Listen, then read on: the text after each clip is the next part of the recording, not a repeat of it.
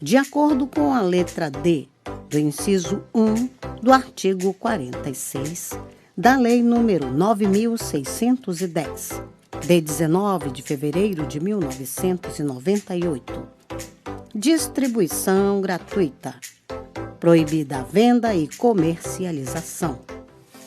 Prezados, alguns dos nossos audiolivros podem constar falhas no final das faixas de áudio. Infelizmente, é irreversível, pois os mesmos foram gravados em fitas cassetes. Agradecemos a sua compreensão. Seja muito bem-vindo ao canal da Biblioteca Braille do Estado do Amazonas. Devido a fatos recentes de questionamentos associados a direitos autorais, venho informar que o canal não obtém qualquer tipo de lucro com a publicação dos audiolivros. Levamos a acessibilidade para as pessoas com deficiência visual. Caso você seja autor ou proprietário dos direitos autorais de algum audiolivro publicado aqui no canal, peço que faça contato via e-mail ou através dos comentários, que, se assim for determinado, o audiolivro será retirado do ar. Relembrando, não queremos e não obtemos nenhum tipo de lucro com as visualizações. Nosso objetivo é levar a acessibilidade para as pessoas com deficiência visual. Agradecemos pela sua atenção. O livro foi postado por Jamile Azevedo. Se você gostou, deixe seu like e se inscreva no nosso canal.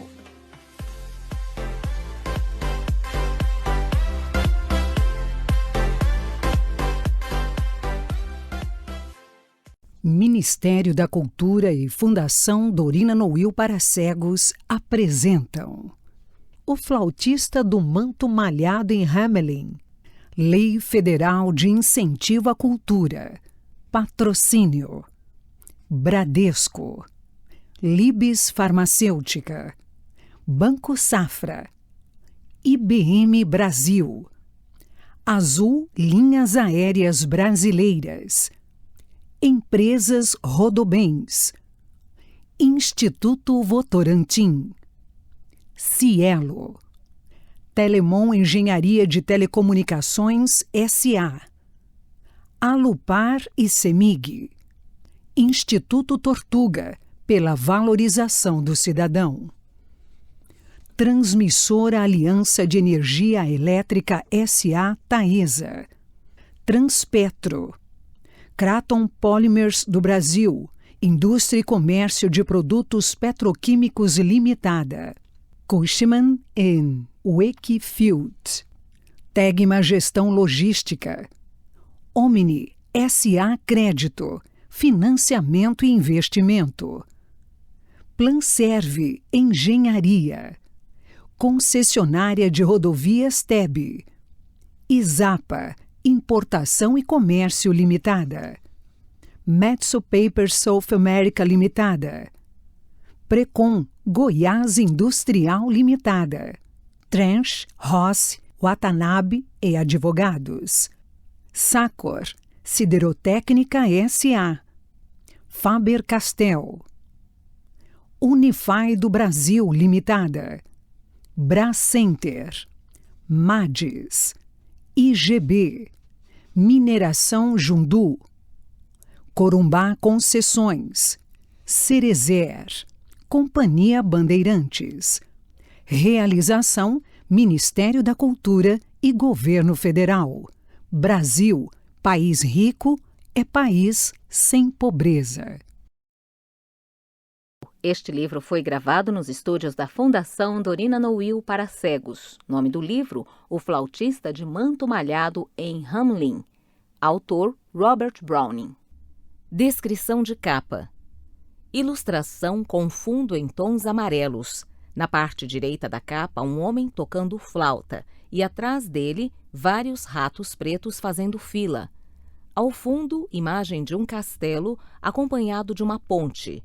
O homem tem a pele laranja, usa capuz que cobre as orelhas na cor laranja claro e roxo Ele veste calça e camisa marrom escuro e colete marrom claro. Tem uma capa amarela com mangas laranjas amarrada no pescoço e sapatos pretos. Na parte superior, em letras grandes e brancas, o flautista de manto malhado de Hamelin. Logo abaixo, em letras menores e pretas na parte direita, Livros da Tribo. Ao centro, na parte esquerda, em letras amarelas, Robert Browning.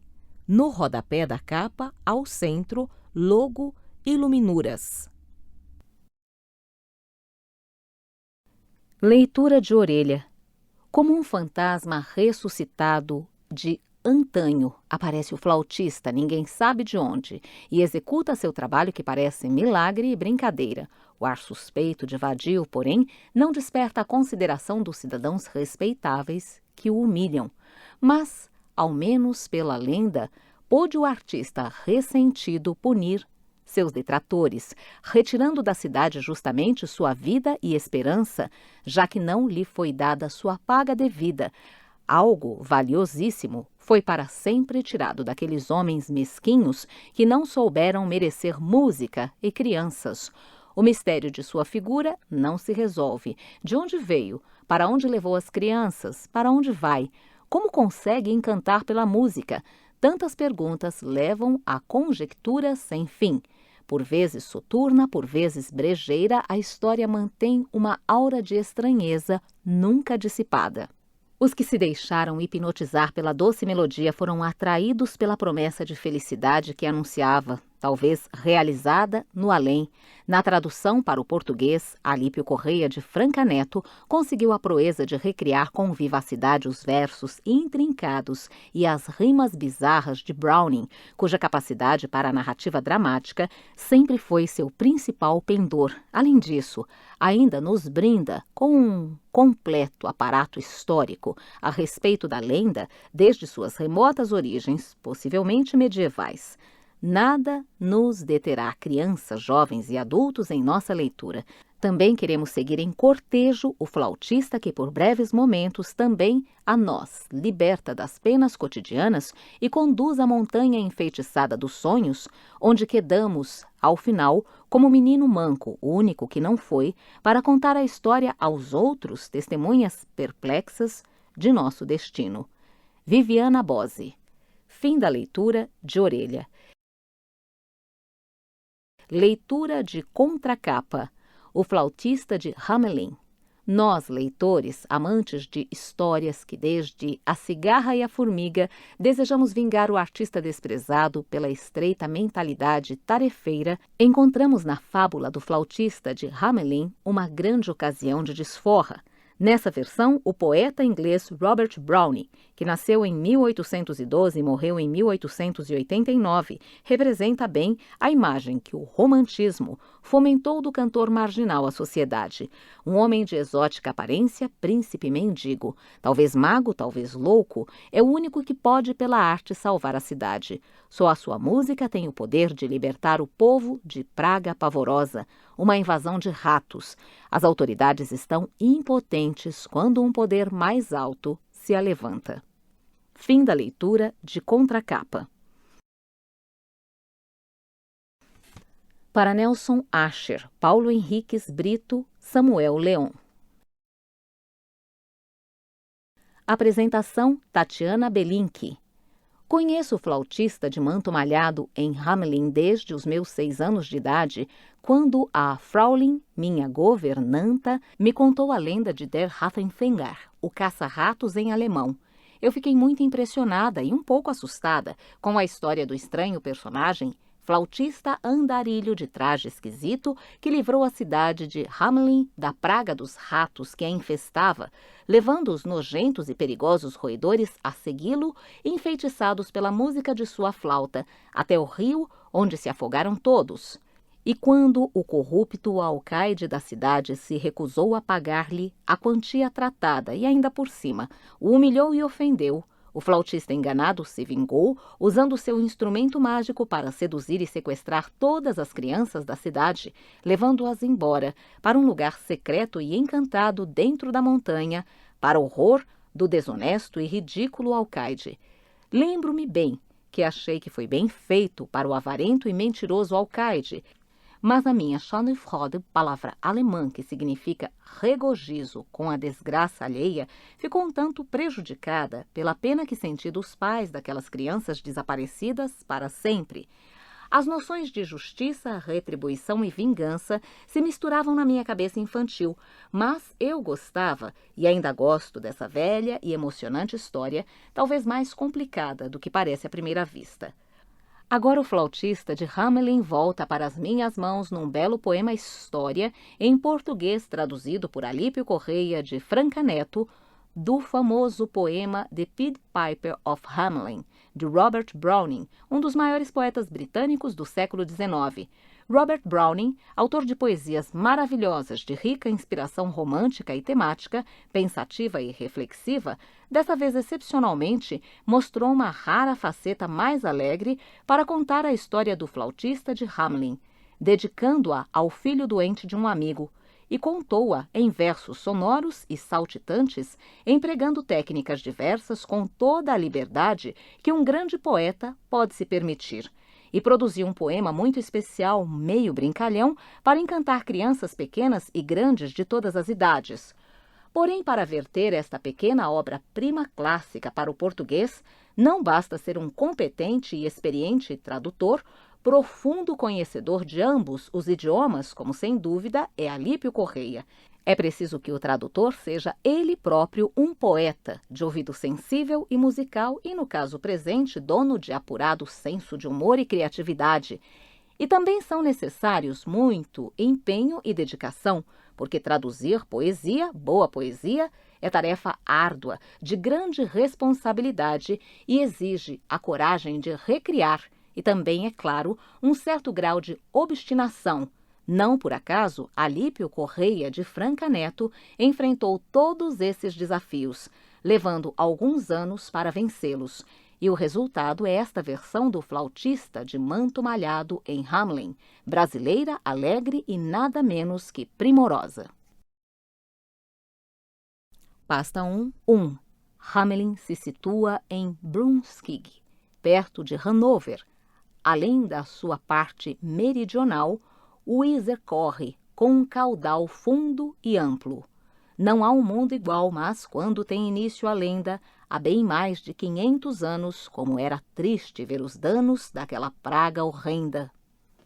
2. Ratos mordiam cães, matavam gatos, nos bebezinhos davam botes, comiam queijo nos pratos, lambiam a sopa nos potes, roubavam peixe dos caixotes, faziam ninhos em sapatos de homens e grande espalhafato entre mulheres, lhes cobrindo a voz com guinchos e grunhidos, em 1000 distintos sustenidos e bemóis. 3. Por fim, o povo foi às portas da prefeitura. Nosso alcaide é um tolo, e os seus edis idiotas. Pensar que nós pagamos, ai de nós, o arminho que ele veste. Nota de rodapé, V25. O arminho, no caso diz respeito às togas dos altos magistrados revestidas da pele desse animal. Fim de nota de rodapé. Para não haver ninguém que preste, que possa nos livrar da peste, o arminho, seus balofos, beócios, é para vocês viverem no ócio? Se mexam, deem a bola uns tratos e achem a solução para os ratos, ou então rua, estupefatos. O alcaide e seus edis fiéis tremiam da cabeça aos pés. 4. 1 hora de conselho. Enfim, o alcaide quebra o gelo e diz: vendo a 1 florim o meu arminho, quem dera estar bem longe, e diz: o quê? Se mexam, ora essa, como dói a minha cabeça, coceia até cansar, depressa, me tragam uma ratoeira. E sabe o que se ouve à soleira da porta? Um toque, toque, toque ligeiro. Meu Deus, diz, que ruído é esse?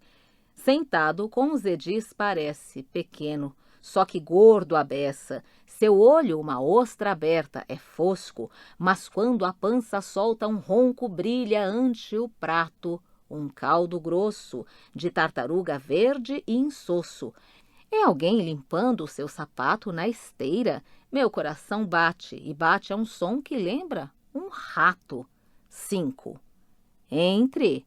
O alcaide aumenta em tamanho, e entra um sujeito muito estranho. Seu manto amarelo e vermelho caía do ombro ao tornozelo. Era moreno, alto, esguio, cada olho azul, um pontinho, e o cabelo sem pentear, macio, de barba mesmo, nem um fio. Na boca, um riso fugidio. Parentes?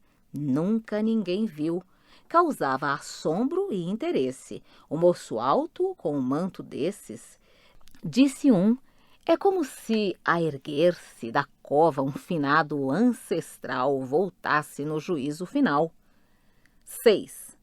Vai até a mesa do conselho. Perdão, excelência, diz. Pelo encanto em minha flauta eu guio tudo o que há sob o sol, rasteje, ou ande, ou corra, ou nade, ou voeje, de um modo como ninguém viu. Esse feitiço eu o utilizo contra o que causa prejuízo, roedores, répteis. Sou chamado flautista de manto malhado. E todos repararam, então, na echarpe rubra e amarelada, como o manto, e de igual padrão. Na ponta, a flauta pendurada, os dedos dele, sem cessar, se mexem com ânsias de tocar a flauta, a balançar a roda das vestes tão fora de moda. Pobre flautista em meu afã, na Tartária livrei o chã de mosquitos e carrapatos. Na Ásia cacei para o Nizam em junho vampiros nefastos. Quanto a praga que se propaga, se eu libertá-los desses ratos, me darão 1000 florins em paga? Só 1000? Damos 500, 1000? Pasmado, o grupo redarguiu. 7. Vai para o meio da rua de início, sorri de maneira discreta, como que ciente do feitiço, que dorme em sua flauta quieta. E como quem é um mestre nisso, franze a boca, a pupila cheia do verde-azul que se incendeia no sal lançado a uma candeia. E antes de ele tocar 3 notas, ouvem-se tropas bem remotas. O murmúrio muda em minutos, é bulha. A bulha toma vulto e surgem ratos em tumulto. Grandes, pequenos, corpulentos, magros, pardos, pretos, cinzentos, jovens, travessos como o diabo, velhinhos trôpegos, mães, pais, penteando a Suíça e erguendo o rabo, em grupos de 10, 12 ou mais, tios, primos, netos, vão também seguindo-o para o próprio bem. E rua a rua, ele tocando, e passo a passo, eles dançando, chegam às margens do rio Weser, onde perecem submersos. Só um rato, um bravo Júlio César. Nota de rodapé. VV 123-126. Disse que Júlio César, depois do naufrágio de seu navio em Alexandria, nadou, carregando o manuscrito de sua História da Guerra com a galha. O seu comentário. Fim de nota de rodapé. Cruza esse rio levando intacto, como o outro, um comentário em versos. A Ratolândia, o seu relato. Que era? As notas de doer os tímpanos eram como som de tripas no instante em que estão sendo limpas da prensa, com maçãs supimpas, o ruído do entreabrir das portas do armário cheio de compotas, e as tampas a saltar dos frascos e os arcos a quebrar nos cascos, como se uma voz mais sonora do que a harpa ou saltério. Nota de rodapé. V 136. Instrumentos musicais associados à Bíblia, como no Salmo 83. Tocai o saltério, vibrai os timbales, tangei a melodiosa harpa e a lira. Fim de nota de rodapé. Também dissesse, ó ratos, comemorem, o mundo é um enorme armazém, belisquem, encham o bucho, eia, café e almoço, e lanche e ceia. Quando a cuba de açúcar, cheia de furos como um sol, chispeia, bem pertinho de mim, assim, que julgo ouvir, vem, entre em mim. O ézer rolou sobre mim. 8. As torres tremem sob o abalo do toque forte do badalo. Diz o alcaide: catem ancinhos, cubram tocas, cutuquem ninhos, chamem o mestre carpinteiro e o arquiteto, não deixem pista dos ratos. E eis que salta à vista na praça o rosto do flautista, que diz: meus 1000 florins primeiro. 9. Os 1000 florins, que ar infeliz tem esse alcaide e os seus edis. O Cuca orçou os danos graves. No roque Mocele, clarete vinde grave, e com a metade desses 1000 se enchia de reno um bom barril. Pagar tanto a um pé de chinelo com um manto vermelho e amarelo. O alcaide pisca e diz gaiato: o rio não consta em nosso trato. Vimos afundar cada rato. Mortos não voltam, acho. O fato é que estou feliz, filho, e grato. Quero brindar e de imediato pôr-lhe uns trocados na algibeira. Quanto aos florins, não é que eu queira desapontar, foi brincadeira. A nossa perda foi violenta. 1000 florins? Vem, toma 50. 10. Descai o rosto do flautista. Migalhas, vou embora. Além disto, prometi estar em Bagdá pela hora do jantar, pois lá me aguarda uma sopa magnífica. Livrei o Cuca do califa dos escorpiões, um ninho inteiro. Ele não é um barganheiro. Eu não lhe abato o meu dinheiro e quando fico insatisfeito, eu toco a flauta de outro jeito. 11. Como é que é? O alcaide retruca: ser comparado a um mestre Cuca, por você, um mandrião ribaldo, com manto vermelhão igualdo. Ameaças, hein? Pois vá tocar sua flauta até se arrebentar. 12. Vai para a rua uma vez mais e leva à boca a flauta, feita de bambu, bem lisa e direita. Mal sopra notas magistrais, cuja magia suave e terna nenhum mestre logrou jamais. Se ouve um som brando, o som de um bando, que chega aos trancos, tropeando e se atropela, saltarela, com palmas berra e tagarela, e aves acata de quirela, surgem crianças em baderna, os pequerruchos, com uma auréola de glória, faces róseas belas, cachos loiros, dentes de pérola. E o bando corre, empurra, esbarra ao som da flauta e em algazarra. 13. O alcaide mudo e os outros quedam, como que mudados em pedra. Não dão nem um passo nem gritam para as crianças que saltitam sem poder fazer nada. As fitam. Atrás do moço sorrateiro, o alcaide fica em desespero e os edis, como passam mal, quando da rua principal vão pro Vézer, a poucas milhas, seus queridos filhos e filhas, mas viram do sul para o oeste, rumo ao Koppelberg. Ele investe, atrás as tropas arremetem, parece dádiva celeste, não cruza essa montanha alta, longe ele salta aquela flauta, e nós vamos tê-los de volta. Chegando à encosta, se repara numa porta que se escancara, como a escavar uma caverna. Ele entra, e os bandos em baderna, com todos lá, para o remate. Aquela porta enorme bate. Eu disse todos, me esqueci do manco que ficou para trás, pois quando era repreendido por seu ar triste, esse rapaz sempre dizia: tudo aqui ficou sem graça, eu perdi a terra linda que eles veem, a mim prometida também. Terra entrevista num relance, junto à cidade, ao nosso alcance, com suas fontes. Vamos de novo. Eu disse todos, me esqueci do manco que ficou para trás. Depois, quando era repreendido por seu ar triste, esse rapaz sempre dizia: tudo aqui ficou sem graça, eu perdi a terra linda que eles veem, a mim prometida também.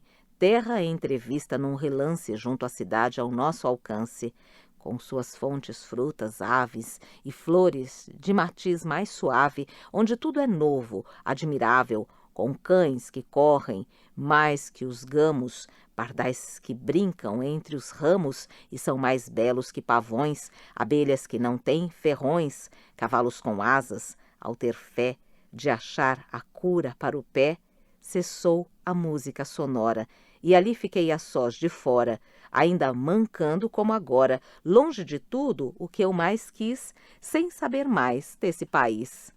14. Ai, ai, Hamelin, que cena cruel! Há um provérbio que é um pesadelo para os burgueses tolos. Ei-lo. Passa pela agulha um camelo, mas nunca um rico entra no céu. Nota de rodapé. V. 259. Alusão a Mateus 19:24. Eu vos repito, é mais fácil um camelo passar pelo buraco de uma agulha do que um rico entrar no reino de Deus. Fim de nota de rodapé.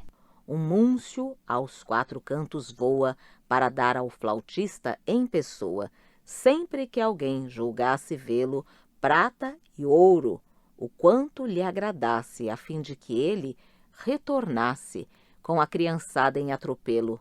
Crendo-se vãos esforços tais, o grupo ali não volta mais. Os documentos oficiais não têm valor se omitiu na data por esquecimento, após dia e ano o complemento, passados tantos dias do evento, de 22 de julho em 1376, e para memorizar de vez a rua em que a leva foi vista, chamam na Rua do Flautista. Ai, quem quer que seja pego com flauta, perde logo o emprego.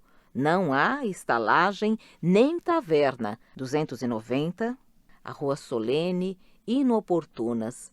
Mas diante de onde está a caverna, gravam essa história em colunas e a pintam nos vitrais da igreja para que todo mundo veja a dor desse povo pacato, e o registro está lá, intacto. Convém não omitir o fato de que uma tribo esquisita, na Transilvânia, diz convicta que herdou seus trajes e usos vivos, mas muito estranhos aos nativos, de pais vindos em caravana de uma prisão subterrânea, aonde alguém os guiou outrora, por persuadi-los a ir-se embora de Hamelin em Brunswick, da história, porém, como ou...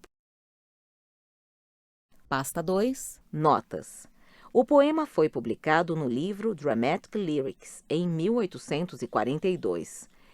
W.M. era o filho do empresário ator William Macready, e sabe-se que Brownie escreveu o poema para o menino quando este se achava doente. A numeração dos versos a seguir diz respeito à tradução brasileira. Pasta 3. Vislumbres da Terra Prometida. Alípio Correia de Franca Neto. O poeta. Robert Browning, um dos maiores poetas da literatura inglesa, nasceu em Camberwell, na região sudeste de Londres, em 7 de maio de 1812. Era filho de Robert Browning, funcionário do Banco da Inglaterra, e um homem modesto e pacato, apaixonado por livros e colecionador, e de Sarah Anna Widman, uma mulher enérgica cujo temperamento piedoso haveria de exercer influência sobre o desenvolvimento do filho. Robert Browning teve a juventude marcada por um gosto precoce pelos estudos, pelo temperamento imaginativo e pelo apego apaixonado à família, da qual só haveria de se afastar quando de seu casamento aos 34 anos. Antes disso, continuou financeiramente dependente do pai, que pagava pela publicação de seus poemas. Browning foi educado em casa, principalmente por meio dos recursos da vasta biblioteca de seu pai. Em 1828, matriculou-se no então novo University College de Londres, mas depois de um ano, acabou desistindo do curso. Recusou-se a seguir uma carreira definida e, contrariando a oposição paterna, empenhou-se em se tornar um poeta. Quando jovem, viajou muito. Em 1834, foi para a Rússia com uma missão diplomática inglesa. Em 1838, viajou para a Itália, depois para a Alemanha e os Países Baixos em 1844. voltando para a Itália. Sua carreira literária começou em 1833 com a publicação de Pauline, entre colchetes, Paulina, um poema que passou praticamente despercebido do público. O aparecimento de Paracelsus, entre colchetes, Paracelso, um longo poema sobre o famoso médico e alquimista do século XVI, chamou a atenção para o nome de Brownie no ambiente literário de Londres, do qual faziam parte escritores renomados como Thomas Carlyle, que nasceu em 1795 e morreu em 1881, Walter Savage Landor, que nasceu em 1775 e morreu em 1864, e Charles Dickens, que nasceu em 1812 e morreu em 1870. Depois disso, Browning foi procurado pelo empresário e ator William Charles Macready, que nasceu em 1793 e morreu em 1873. Que lhe pediu para escrever uma peça a ser encenada no Covent Garden, em 1837. Essa peça, chamada Strafford, não foi inteiramente mal sucedida, e Browning se sentiu encorajado a continuar a escrever para o teatro. De sua pena saíram 8 peças ao todo, mas em virtude de um fracasso comercial envolvendo a encenação de uma delas, Browning se desentendeu com o empresário. Tempos depois, sua impossibilidade de negociar com Charles King, o grande rival de Macready na época e filho de um dos maiores atores ingleses de todos os tempos, Edmund Kean, que nasceu em 1789 e morreu em 1833, pôs um fim à carreira teatral de Browning. Nesse ínterim, o poeta também se viu abalado por outro sentimento de fracasso, relativo à publicação de Sordello, de 1840. Esse grande poema, que a história da literatura posteriormente haveria de considerar como uma das experiências mais ousadas, em termos de poemas narrativos, desde o poema épico Paraíso Perdido, de John Milton, foi recebido por críticos e autores da época com muita suspeita e estranhamento, já que aos olhos deles, o poema parecia apresentar muitas dificuldades no que diz respeito à sua forma e à sua linguagem. O mesmo sentimento de reserva da parte dos críticos e do grande público seria expresso com respeito à publicação de 2 coletâneas de poemas mais curtos, Dramatic Lyrics, poemas dramáticos, de 1842, e Dramatic Romances and Lyrics, romances e poemas dramáticos, de 1845. A frustração de Browning quanto à vida literária em Londres havia chegado a seu ponto máximo quando começou a se corresponder com uma outra poeta, Elizabeth Barrett, que nasceu em 1806 e morreu em 1861, autora de um romance em versos, Aurora Leigh, saudado na época como o maior acontecimento literário desde Shakespeare, e dos famosos Sonnets from the Portuguese, sonetos do português. Elizabeth era uma mulher inválida, que vivia sob a tutela de um pai tirânico. Os dois haveriam de se casar secretamente em 1846, deixando a Inglaterra para viver na Itália e tendo um filho, Robert Wiedemann Barrett Browning, em 1849. Na Itália viveram primeiramente em Pisa e depois em Florença, viajando algumas vezes para a França e a Inglaterra até a morte de Elizabeth, em 1861. A exemplo de muitos escritores que souberam renovar os recursos de sua arte e dar a ela caminhos até então não trilhados, o reconhecimento de seu talento tardou a chegar para o poeta, mas começou a se estabelecer definitivamente com o surgimento de outras antologias de poemas, como Christmas Eve and Easter Day, Véspera de Natal e Dia de Páscoa, de 1850, e Men and Women, Homens e Mulheres, de 1855, esta última considerada uma obra-prima, além de Dramatics Persona, de 1864, e The Ring and the Book, o Livro e o Anel, de 1868-1869. Particularmente este último livro, um poema dramático de 21.000 versos, relatando em forma de monólogos dramáticos um caso célebre e misterioso do século XVII, o assassinato do conde Guido Franceschini e de sua mulher Pompília, constituiu um acontecimento decisivo para a aclamação crítica e popular do poeta, estabelecendo-o uma vez mais nos círculos literários de Londres e conferindo-lhe o merecido reconhecimento que resultou na criação de uma Sociedade Browning em 1881. Depois desse período, diversas outras antologias não menos belas, porém, sem a popularidade das obras mencionadas, continuariam a ser publicadas pelo poeta até sua morte em Veneza em 12 de dezembro de 1889. Browning foi enterrado na abadia de Westminster. A lenda do flautista de Hamelin. O flautista de manto malhado em Hamelin, de Pied Piper of Hamelin, de Browning, tornou de novo. A lenda do flautista de Hamelin. O flautista de manto malhado em Hamelin, de Pied Piper of Hamelin, de Browning, tornou-se famoso no mundo todo por causa de adaptações literárias e para o cinema, o teatro e a TV. Esse longo poema, com seus 303 versos, é considerado hoje a versão mais célebre de uma lenda que remonta ao ano de 1284, data em que um tocador de flautas na Alemanha supostamente teria conduzido um bando de crianças para fora da cidade de Hamelin por motivos ignorados. Com o correr dos tempos, as versões se tornaram tão numerosas quanto teriam sido as crianças da lenda, e a tal ponto, esta passou a exercer influência no folclore e na literatura, que em 1984 ocorreram as comemorações do 700º aniversário do aparecimento do flautista na cidade, onde numa das paredes da assim chamada Rattenfängelshaus von Hamelin, a casa do catador de ratos de Hamelin, lê-se a seguinte inscrição: no ano de 1284, no dia de São João e São Paulo,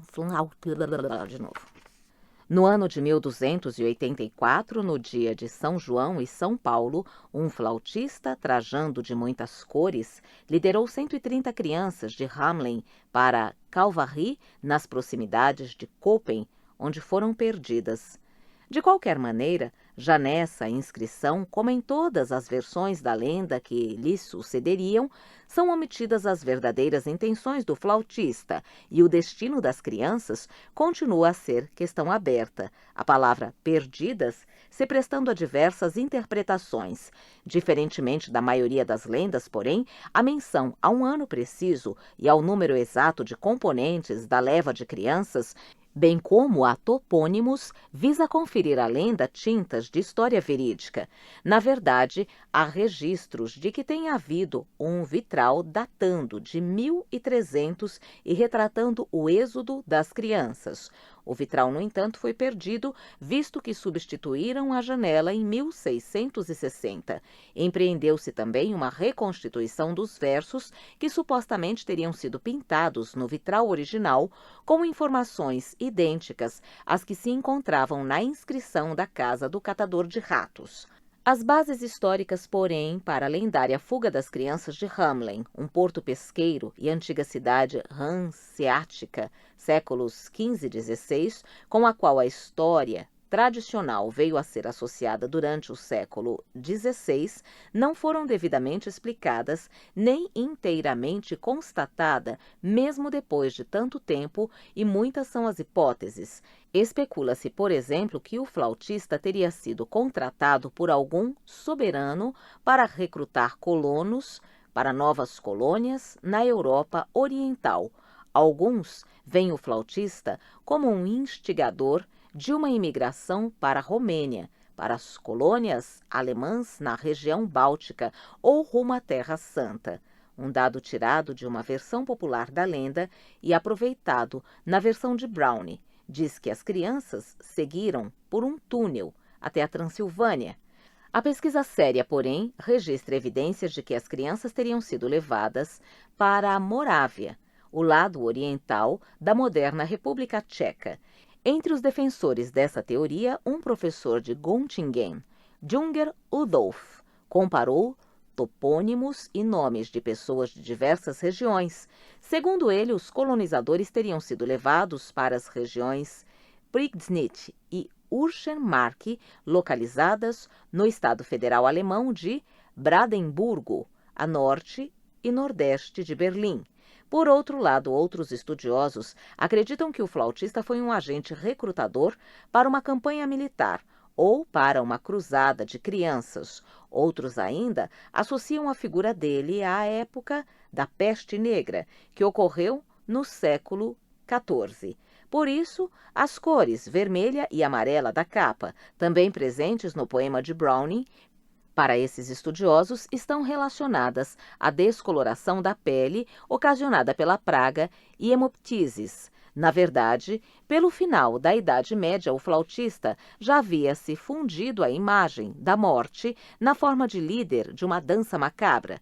Essa imagem negativa do flautista se difundiu em versões da história escritas nos séculos XVI e XVII e numa antologia de canções populares publicada em 1806 por dois poetas e romancistas alemães, Ludwig Achim von Arnim, que nasceu em 1781 e morreu em 1831, e Clemens Brentano, que nasceu em 1778 e morreu em 1842. A figura do flautista é considerada maléfica e sinistra.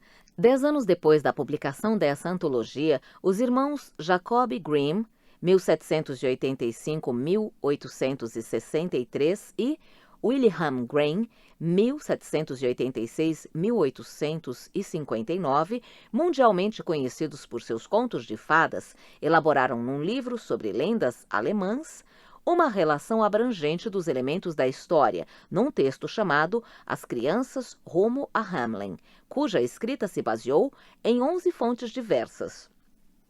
Com o passar do tempo, mitos e contos populares, a princípio envolvendo estruturas narrativas simples, assumem a forma de histórias mais complexas, incorporando vertentes de fontes heterogêneas, o que inevitavelmente acaba por acarretar mudanças não só na estrutura narrativa propriamente dita, na maneira de retratar uma ou várias personagens. Como vimos no começo da lenda do flautista, ele é considerado mais alguém perigoso, um raptor, mas a imagem do flautista começa a se tornar positiva, sobretudo depois do advento da corrente filosófica e literária do romantismo. Nesse período, o flautista começa a ser associado à imagem de um homem à margem da sociedade, um cigano. Além disso, é nesse período que a figura do catador de ratos, que pertence essencialmente ao domínio do conto popular, entra para o da literatura propriamente dita, até chegar ao domínio da música, do teatro, do cinema e assim por diante. No campo da literatura, por exemplo, deram sua versão da lenda ou se inspiraram nela autores tais como William Blake, 1757-1827, Johann Wolfgang von Goethe, 1749-1832, Guillaume Apollinaire, 1880-1918, Bertolt Brecht, 1898-1956, Marina Tsvetaeva, 1892-1941. No da música, Michael Ende, 1929-1995, com o libreto da ópera Der Rattenfänger en Hamnner Totentanz e com música de Wilfried Hiller, 1841. No domínio do teatro, uma peça de Carl Zuckmeier, 1896-1977. No do cinema, um filme mudo de Theodor Martson, 1868-1920, de 1911, e um mais recente, de Sweet Herfter, filme de 1997 do diretor canadense Ethan Egoin, 1960, baseado num romance de Russell Banks, 1940. O poema. Por ter sido escrito para crianças, O Flautista de Manto Malhado em Hamelin é um poema incomum. na obra de Browning. Publicado pela primeira vez no livro Dramatic Lyrics, Poemas Dramáticos, de 1842, foi escrito para o filho do empresário e ator William McReady, W.M. the Younger. O Willie, mencionado nos versos finais que o menino adoecera e, na época, achava-se convalescente na cama. Estudiosos já chamaram a atenção para a hipótese de a estranha moralidade dessa fábula, comprometida com o ressarcimento de uma dívida, ser também dirigida ao pai do garoto, que, como dissemos, havia encenado peças de Browning. As relações entre o poeta e Macready haviam se deteriorado em virtude do fracasso de uma peça que Browning havia escrito por solicitação do empresário, depois que este, segundo consta, violou um acordo estabelecido anteriormente com Browning. De qualquer forma, a confirmação dessa hipótese poderia ser reflexo de uma visão crítica e mais geral da parte do poeta quanto à sociedade vitoriana, que para ele só demonstrava desprezo à figura do artista.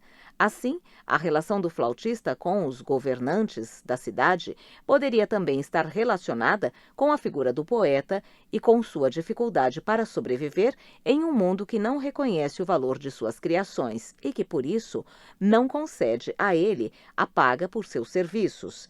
É possível interpretar assim a personagem do flautista, mas também não se pode esquecer que, na verdade, ele é um músico.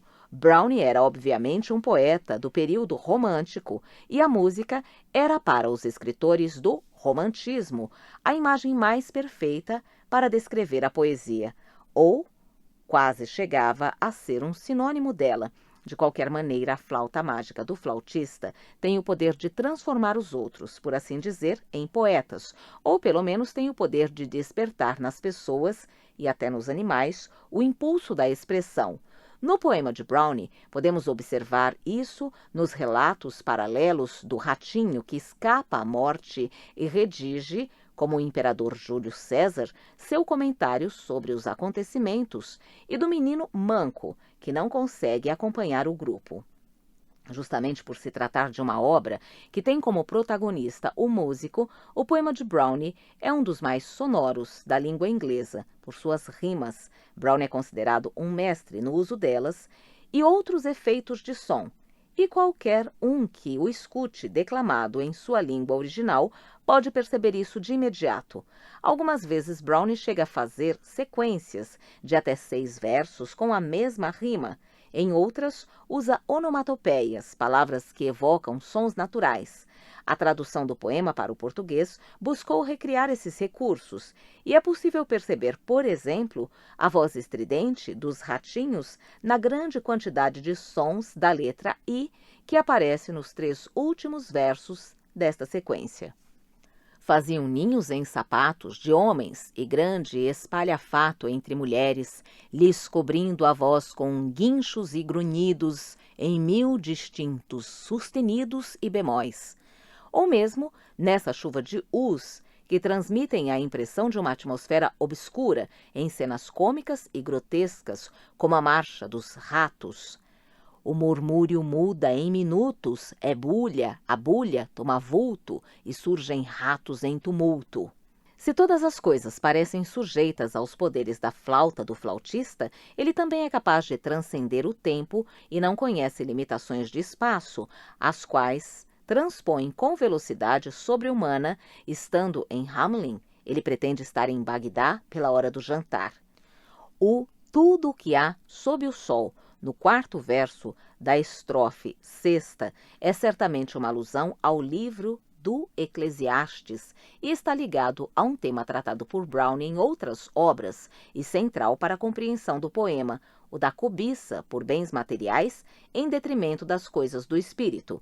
Essa ideia é apresentada de modo explícito nos versos 259 e 60 por meio da menção a Mateus 19:24, que diz: abre aspas, é mais fácil um camelo passar pelo buraco de uma agulha do que um rico entrar no reino de Deus, fecha aspas, e de maneira menos evidente no modo como Browning retrata os governantes de Hamelin, os quais, por seu aspecto abjeto e sua gulodice, apresentam clara semelhança com os ratos. Sentado com os edis parece pequeno, só que gordo a beça. Seu olho, uma ostra aberta, é fosco, mas quando a pança solta um ronco brilha ante o prato um caldo grosso de tartaruga, verde e insosso. Os ratinhos, por sua vez, apresentam traços humanos e cobiçosos como estes, sob o transe hipnótico suscitado por apenas 3 notas da flauta, têm a visão do que lhes parece o melhor dos mundos, um armazém abarrotado de guloseimas, como se uma voz mais sonora do que harpa ou saltério também dissesse: ó ratos, comemorem, o mundo é um enorme armazém.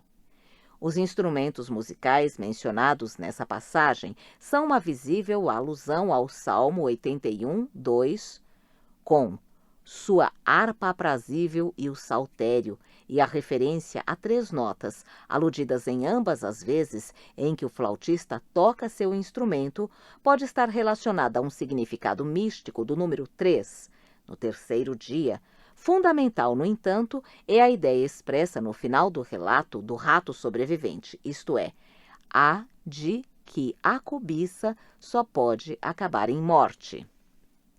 Ficou sem graça, eu perdi a terra linda que eles veem, a mim prometida também.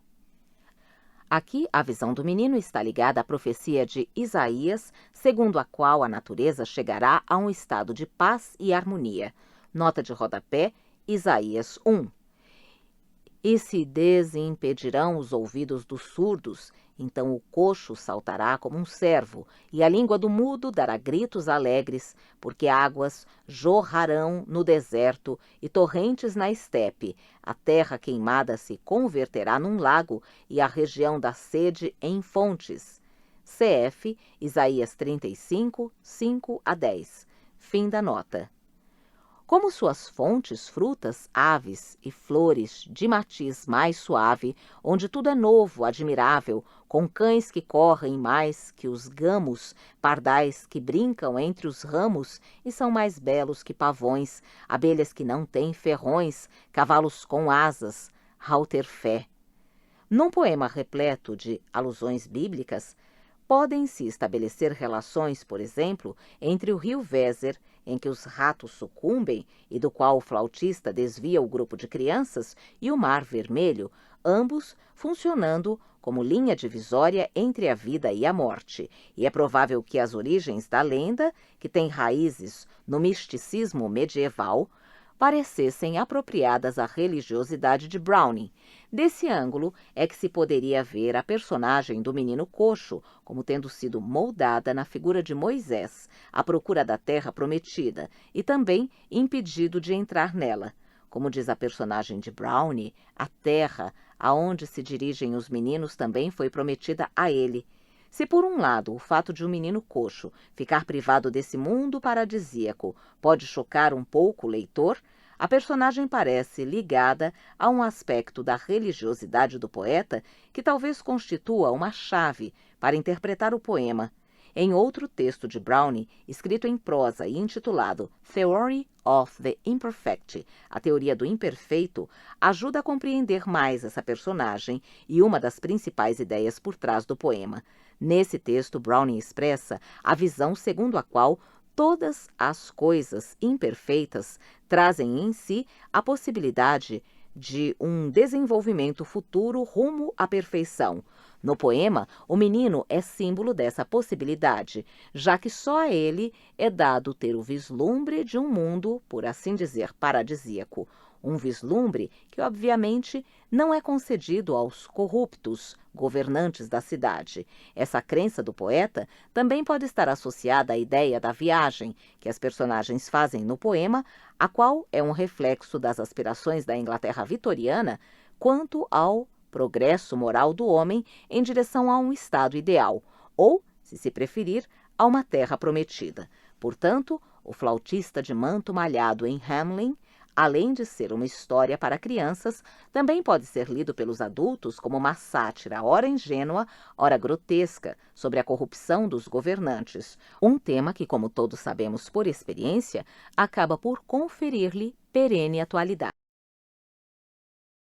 Cronologia da vida e obra de Robert Browning, 1812. Nasce em Camberwell, um bairro de Londres. Seu pai é um funcionário do Banco da Inglaterra. Sua família é composta de dissidentes religiosos. 1820. Entra para a escola como pensionista semanal em Peckham. 1826. Começa a escrever poesia sob a influência do poeta Percy Bysshe Shelley. Recebe aulas de francês, italiano, latim e grego. 1828. Frequenta a Universidade de Londres por um semestre. Volta para casa a fim de estudar, escrever e publicar poesia à custa do pai. Lá continuará a viver até completar 34 anos. 1833. Publica anonimamente sua primeira obra, o autobiográfico Pauline, A Fragment of a Confession, Paulina, Fragmentos de uma Confissão. Começa a trabalhar no poema Sordello. 1834, viaja pela Europa até São Petersburgo, Rússia. Volta para casa. 1835, publica Paracelso, que lhe granjeia certo respeito entre os literatos. Começa sua amizade com Thomas Carlyle, W.S. Landor e outros homens de letras. 1837, escreve Strafford, a primeira de uma série de peças mal-sucedidas, e ela é encenada e publicada. 1838, visita pela primeira vez a Itália. 1840, publica Sordello, um longo poema narrativo em forma de monólogo dramático. Começa a se difundir a fama de Browning como poeta obscuro. 1841, começa a publicar uma série de livros com o título Bells and Pomegranates, Os Sinos e as Romãs, compostos sobretudo de peças, entre elas Pipa Passa. 1842, publica uma coletânea de poemas chamada Dramatic Lyrics, poemas dramáticos, incluindo o famoso My Last Duchess, Minha Última Duquesa. 1843, 1844, mais 3 peças de Browning são encenadas. O poeta visita a Itália pela segunda vez. 1845, escreve uma carta para Elizabeth Barrett, elogiando-lhe a poesia. Visita-a e declara seu amor. Seu pai se opõe ao casamento. Publicação de Dramatic Romances and Lyrics, romances e poemas dramáticos. 1846, publicação de Soul's Tragedy, a tragédia de uma alma, concluindo a obra Bells and Pomegranates. Casa-se secretamente com Elizabeth Barrett, ambos se estabelecem em Florença, na Itália, onde vivem felizes por 15 anos. 1849, nasce o filho do casal, Robert Barrett Browning Penn. 1850, publicação de Christmas Eve and Easter Day, véspera de Natal e dia de Páscoa. 1851, 1852, visita Paris e Londres, conhece figuras literárias e artísticas da época, incluindo Dante Gabriel Rossetti, Charles Kingsley e Lord Tennyson. 1855, publica uma coletânea de poesia em 2 volumes, Men and Women, Homens e Mulheres, que veio a ser considerada sua melhor obra, incluindo poemas famosos como Fra Lippo Lippi e Andrea del Sarto.